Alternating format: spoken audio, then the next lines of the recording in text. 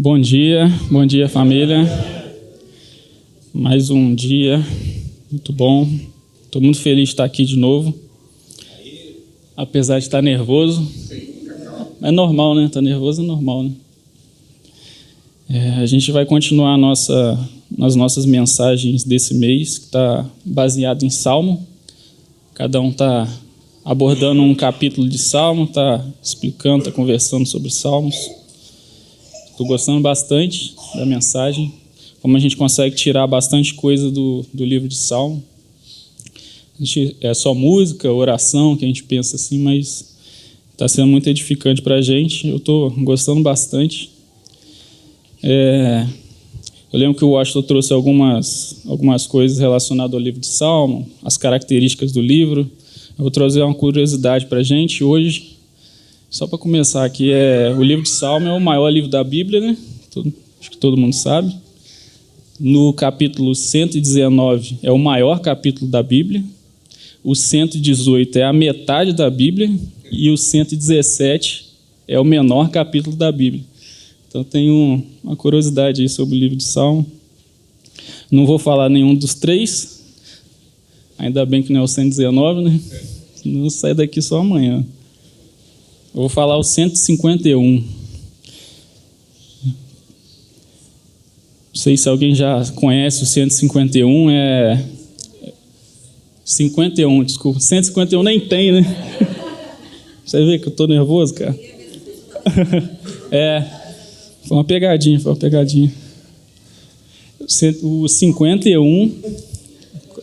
O 51 é uma oração de Davi. Ele se arrepende de uma situação que aconteceu, que ele fez. E é uma oração de arrependimento dele, está se derramando ali, está se entregando por algo que aconteceu. E a gente vai entender primeiro o que aconteceu. Por que Davi está orando ali no Salmo 51? O que as coisas que ele está falando? O que gerou essa oração? E essa mensagem, esse contexto está em 2 Samuel 11 e 12. Quem quiser abrir, eu não vou ler, eu vou contar um pouco da história, mas quem quiser abrir aí, começar por 2 Samuel 11. Como a gente já conhece, a maioria já conhece, Davi, ele foi um rei de Israel. Ele foi levantado num momento de crise de Israel e ele era um homem de guerra. Ele era um homem que era voltado para a guerra.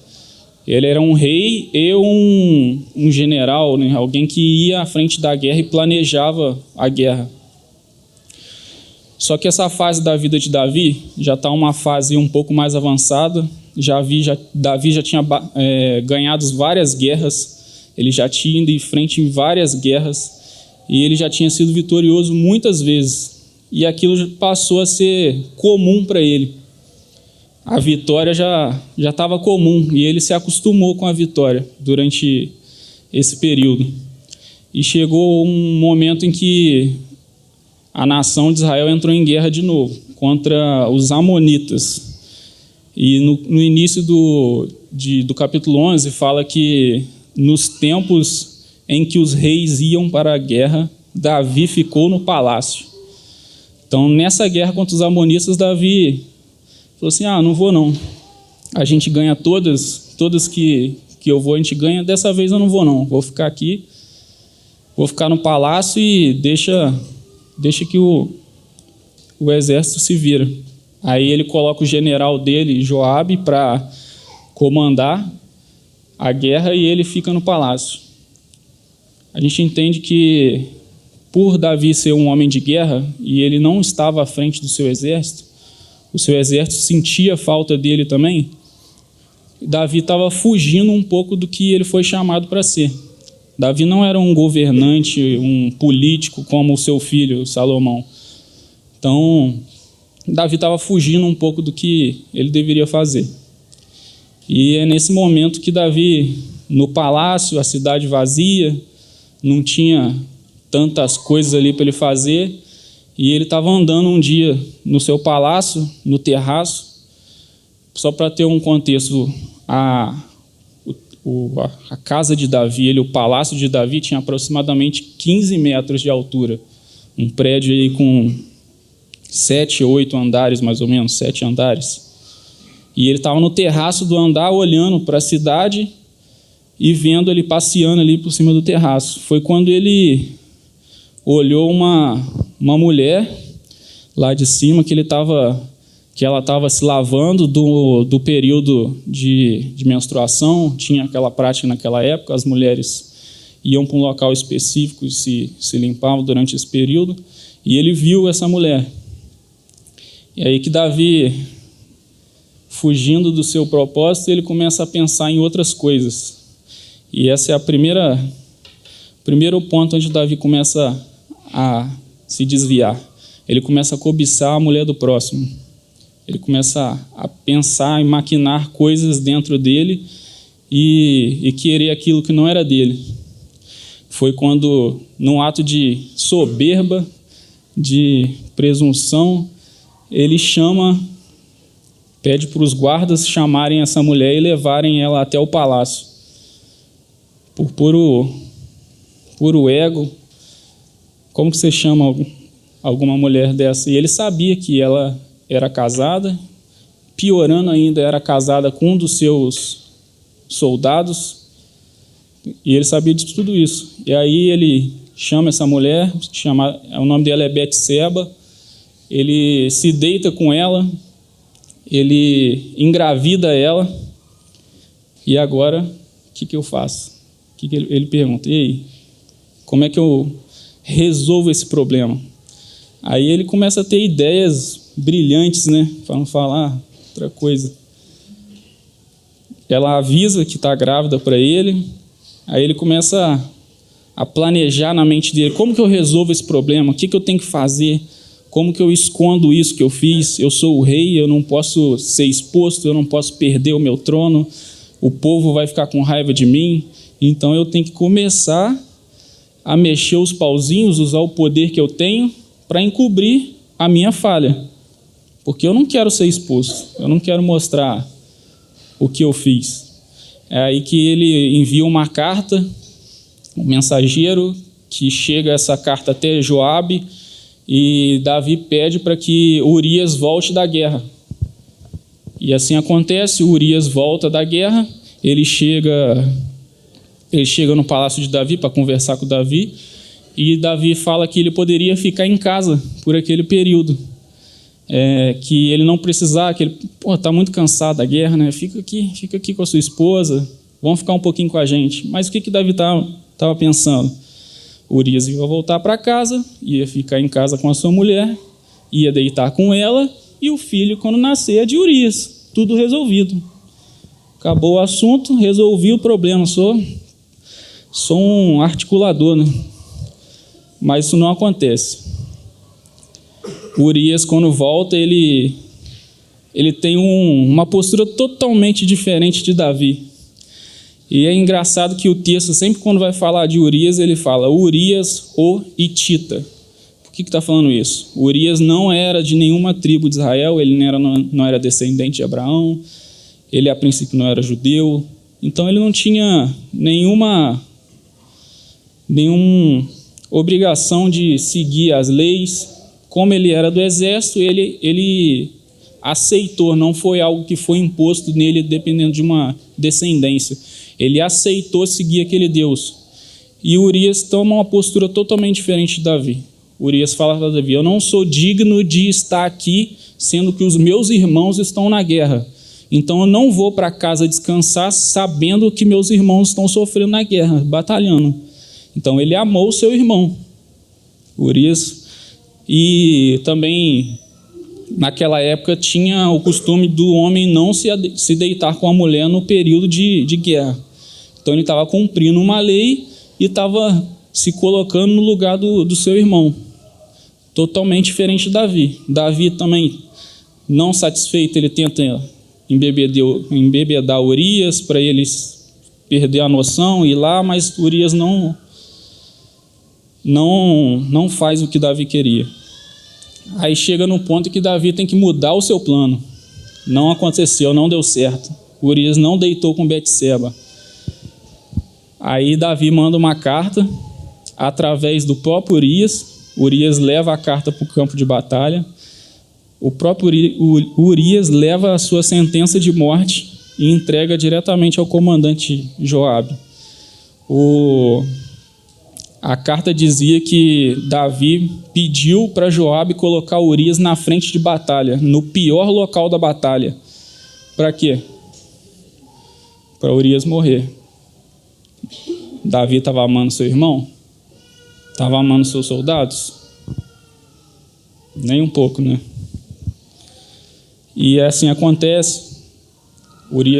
Joabe recebe a carta, prepara um pelotão e coloca ele em frente à muralha da cidade, e ali o Urias toma uma flechada e morre ali. Não só Urias, mas todo o pelotão que é colocado à frente de batalha ali, todos eles morrem. Davi não matou só Urias naquele momento. Então, o plano de Davi começa a dar certo, ele começa a conseguir apagar as pessoas que precisava. Chega a mensagem: Urias está morto. Betseba chora, Betseba entra em luto, acaba o luto que durava 7 dias naquela época, e Betseba termina o luto dela e Davi manda chamar ela. Soldados vão até a casa de Betseba, pegam ela e levam para o palácio de Davi. Agora Betseba é mulher de Davi. Davi arquiteta todo esse plano para encobrir os seus atos, esconder sua falha, proteger o seu ego, mesmo que isso custe a vida dos seus próximos, dos seus soldados. Davi esconde as suas próprias mentiras. Ele começa a se esconder dentro das próprias mentiras e acreditar nas suas próprias mentiras. Davi cobiça, adultera, assassina e mente. De 10 leis, ele acertou 4, né? Errou já 4, né? Mas como Jesus resumiu as 10 leis em uma, Davi não amou a Deus acima de todas as coisas e muito menos ao seu próximo. Então, tá dando uma raiva de Davi, não tá? Tá dando vontade de esganar Davi. Agora, o que a gente conhece de Davi está caindo tudo por terra agora, está desmoronando a reputação dele. Eu acho interessante a forma da Bíblia não esconder essas coisas, acaba destruindo nossos heróis, né?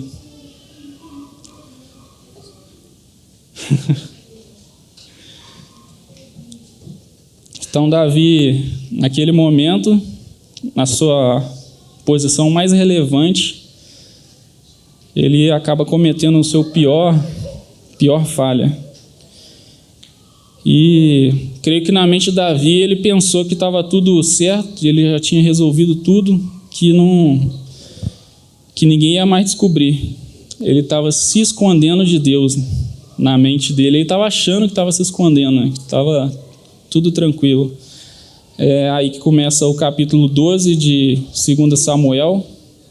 O profeta da época era Natã, e Natã vai até o palácio e começa a conversar com Davi. Chega numa boa, assim: Davi, você está se escondendo mesmo? Então vamos bater um papo, hein? Vamos conversar.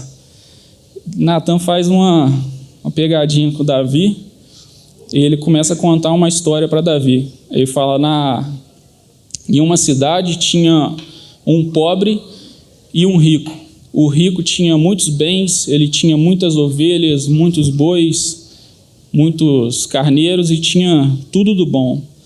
O pobre tinha só uma cordeirinha. E aquela cordeirinha era tudo para ele. Ele dormia com ela, ele dava de comer para ela, ele cuidava dela e amava ela de todo o teu coração. Aconteceu um dia de um visitante chegar naquela cidade e eles fazerem uma festa. O rico, que tinha muitos bens, não usa nenhum bem que ele tinha. O rico vai, pega a cordeirinha do pobre mata a cordeirinha do pobre para fazer a festa para o visitante. E Natan conta essa história para Davi. Aí Davi escuta essa história e faz igual a gente está, fica com raiva do rico.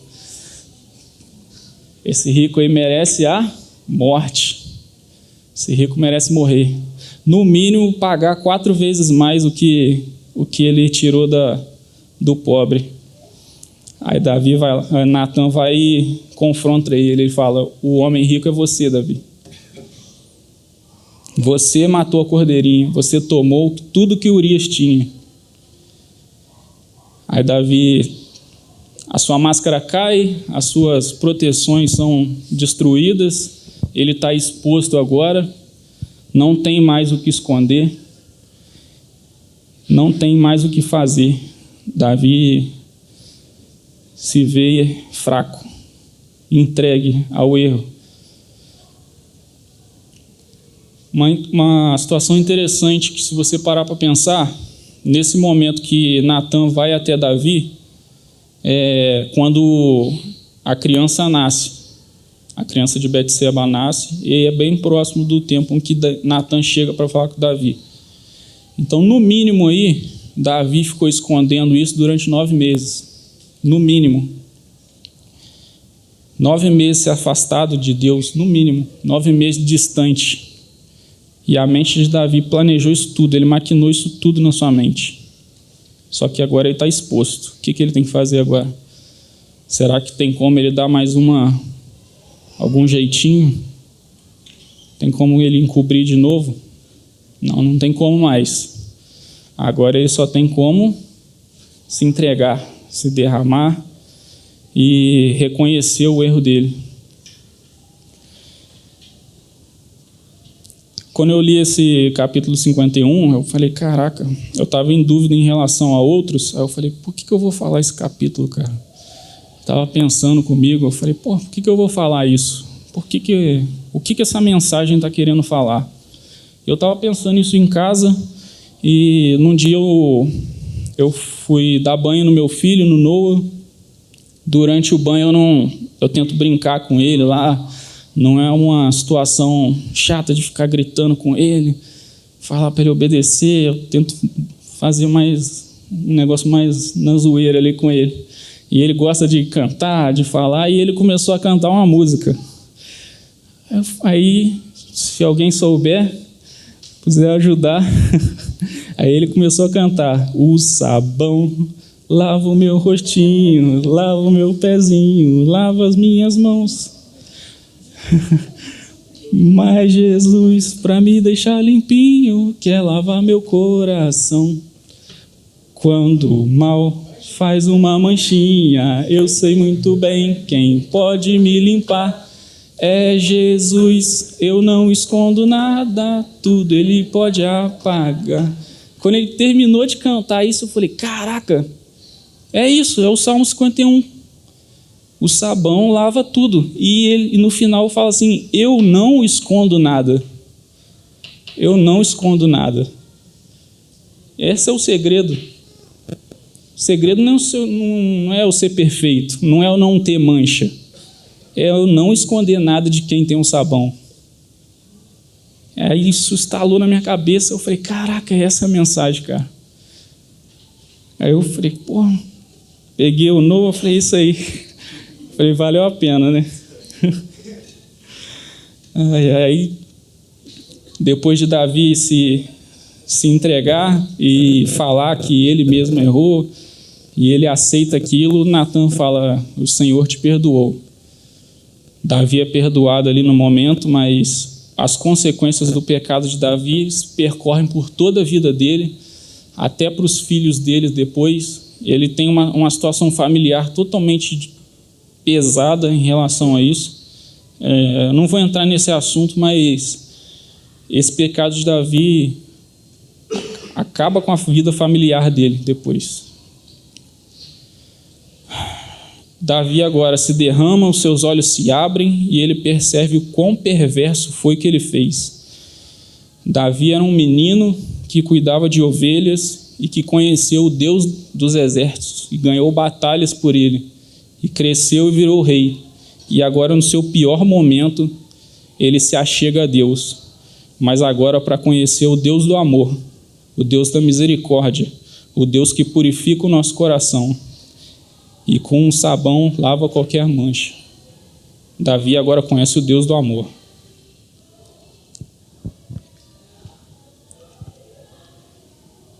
Estava pensando nessa parte, eu lembrei de um irmão que a gente tem no passado aí. Tem gente que não gosta que eu fale o nome dele, né? Paulo. Paulo, ele passou por um momento parecido com Davi. Ele era alguém que não merecia.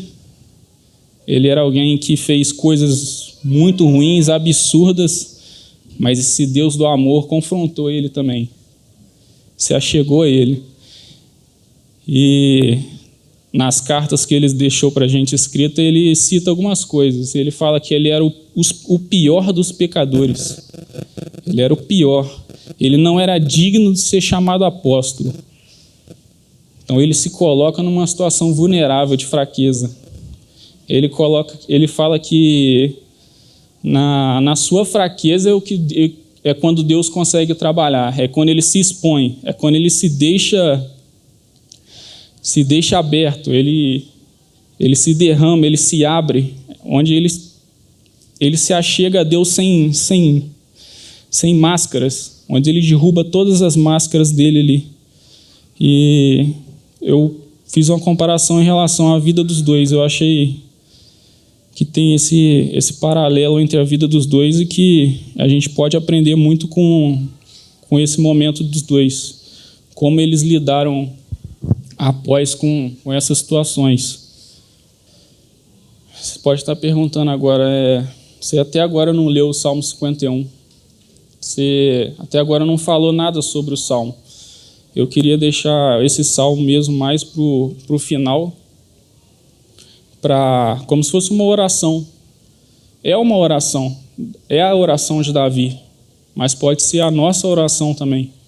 É o nosso momento com Deus, é quando a gente se achega até Ele, é quando a gente se derrama até Ele, é quando a gente chega sem máscaras, sem esconderijo. Ele sabe tudo o que acontece com a gente, Ele sabe tudo que a gente faz, Ele sabe nossos erros, sabe a nossa falha, mas o que a gente não tem que ser é hipócrita. Ele não quer que a gente fale o que a gente está escondendo. Ele não quer que a gente esconde o que a gente fez, mesmo ele sabendo. Ele quer uma relação de intimidade, ele quer uma relação próxima. Não é o que o Davi fez ou o que o Davi faz que tornou ele segundo o coração de Deus. Todo mundo está podendo questionar aqui, por que Davi é segundo o coração de Deus, sendo que ele fez isso tudo aí? Sendo que ele matou, sendo que ele adulterou, sendo que ele mentiu, por que ele é chamado de segundo o coração de Deus? Você pode estar questionando. Mas Davi ser o homem segundo o coração de Deus fala mais sobre o Deus que ele serve do que o próprio Davi.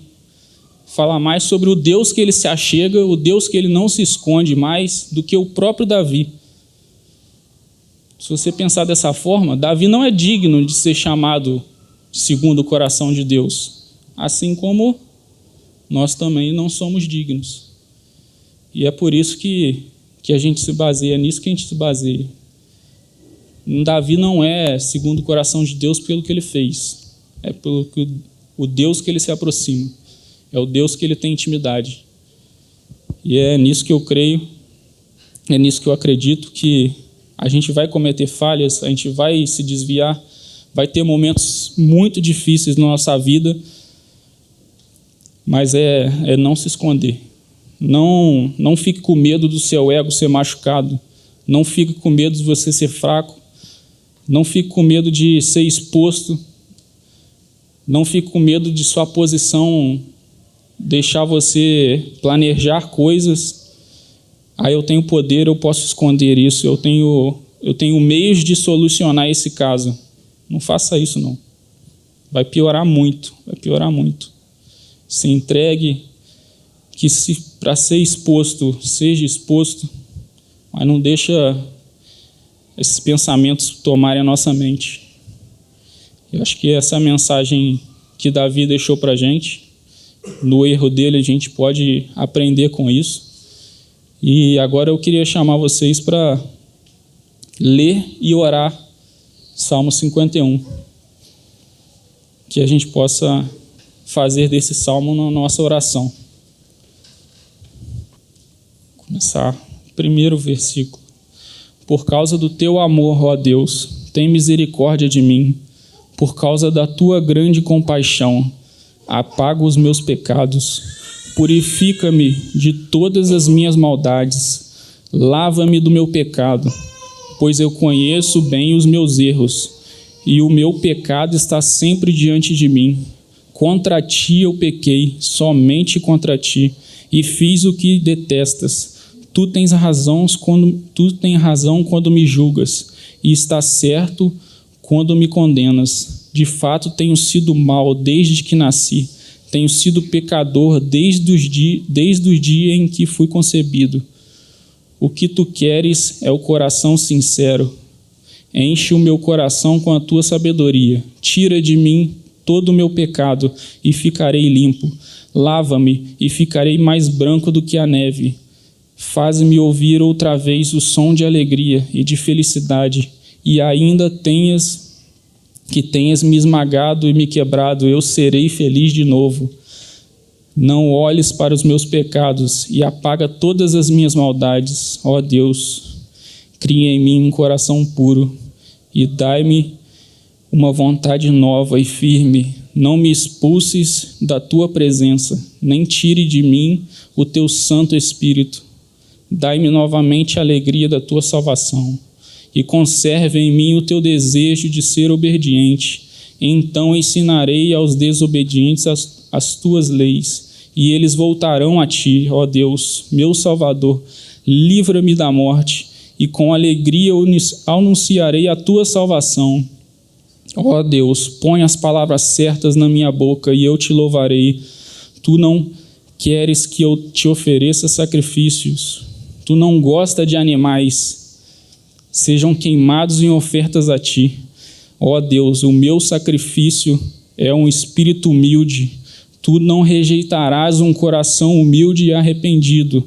Ó Deus, a tua bondade ajuda Jerusalém e constrói de novo as suas muralhas. Então terá o prazer em receber os sacrifícios certos e os animais que são totalmente queimados, e os touros novos serão oferecidos no seu altar. Amém. Essa mensagem, essa oração seja a nossa oração nos momentos difíceis. Que seja no nosso quarto, que seja sozinho, mas não esconda, que a gente não esconde nada de Deus. Ele sabe de tudo. Ele sabe que a gente está escondendo também. Mas que a gente não vive usando máscaras, não vive de falsidade, ou seja, hipócrita.